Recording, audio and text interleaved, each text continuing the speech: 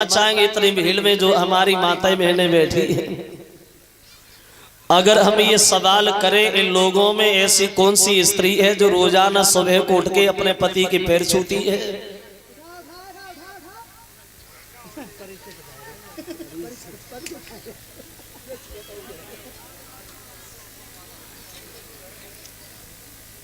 चलो सभी छुअती है।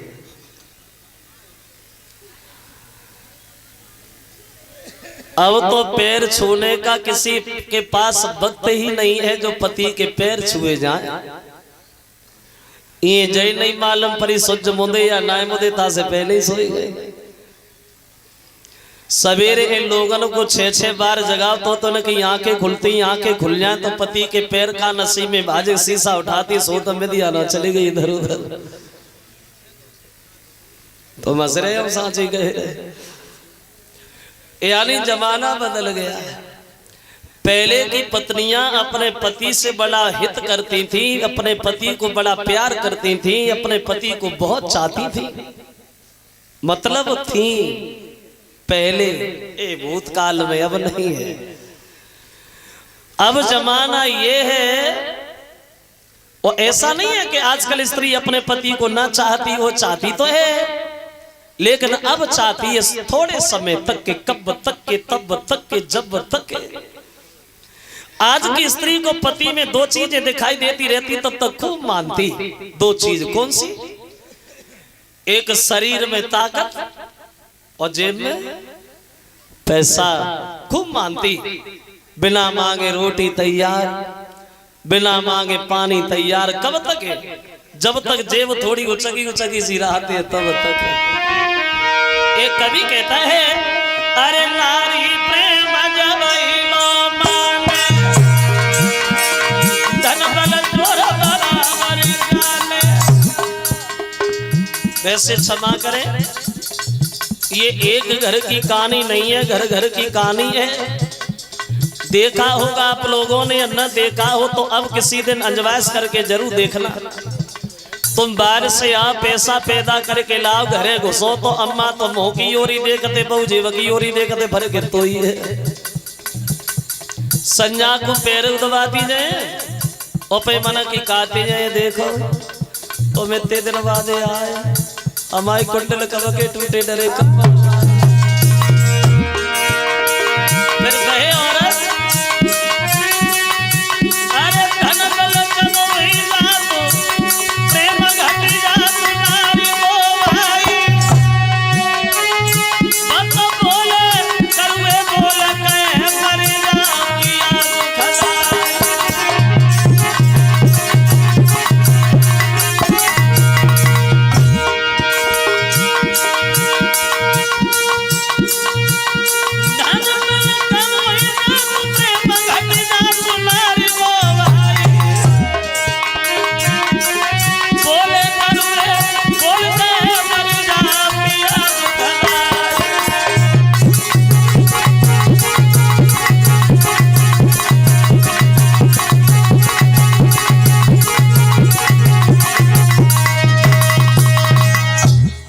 इसका ये नियम था, सुबह को अपने पति के पैर छूना।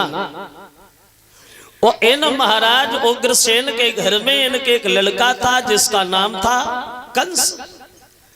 बताया तो ये गया है, एक विद्वान ये कहता है कि कंस जो था ये उग्रसेन से पैदा नहीं हुआ था, एक दुर्मिलक नाम के राक्षस से पैदा हुआ था।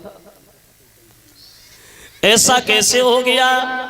पत्नी उग्रसेन की राक्षस से क्या लेना देना?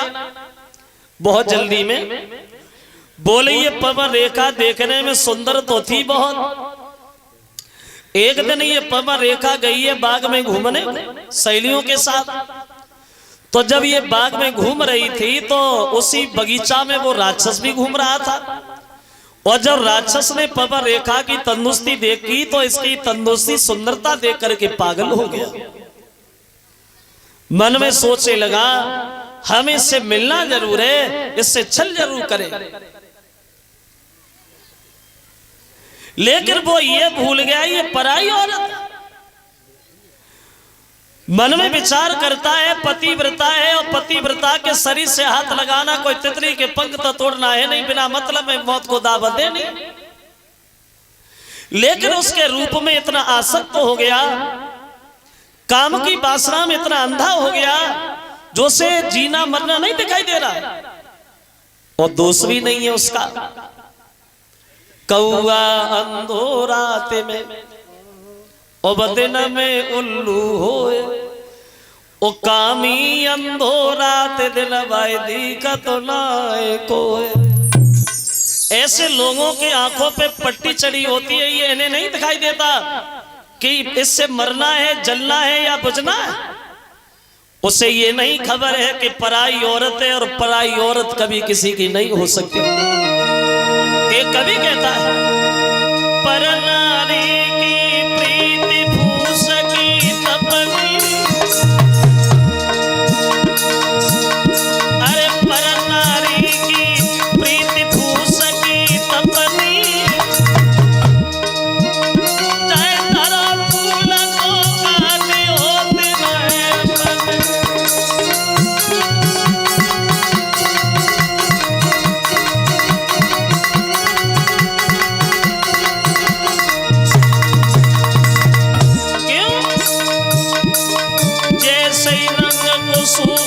चादरी पे सोई रंग पराई तेरी याद,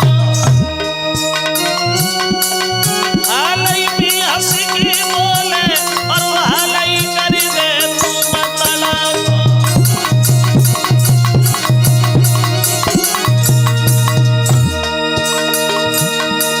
धोनी की नंद को काबिला जाने मेल छुटे सगई कपड़ा,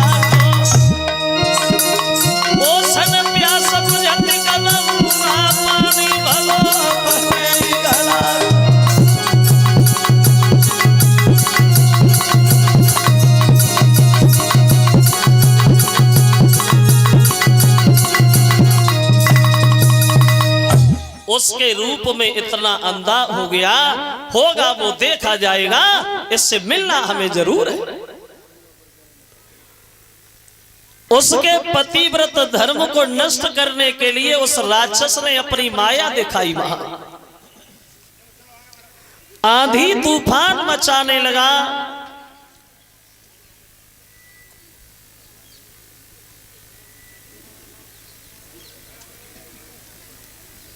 पवन रेखा की जो 7 की लड़कियां थी वो तो सब बिछुड़ी गई, अकेली पवन रेखा रह गई जो डर की वजह से थर थर कांप रही। तो मौका पाकर उस राक्षस ने उनके पति का ही भेष बनाया, वो उग्रसेन का भेष बना करके वो राक्षस सामने जाके खड़ा हो गया। वो कहने लगा है पवन रेखा रो काहे को नहीं, तुम्हारा पति तुम्हारे साथ है, फिर डरने की क्या बात है, क्योंकि आज बढ़िया मुलाकात है। अब नहीं समझ पाई ये राक्षस है हमारे पति, तो मौका पाकर के धोखा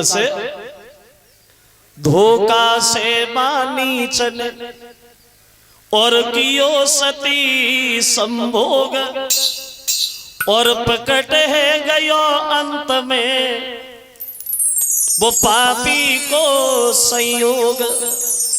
धोखा से उस राक्षस ने पवन रेखा के पतिव्रत धर्म को नष्ट कर दिया, और बाद में वह राक्षस अपने रूप में आ गया। जैसे ही पवन रेखा की निगाह राक्षस के ऊपर पड़ी तो पैरों के तले जमीन खिसक गई।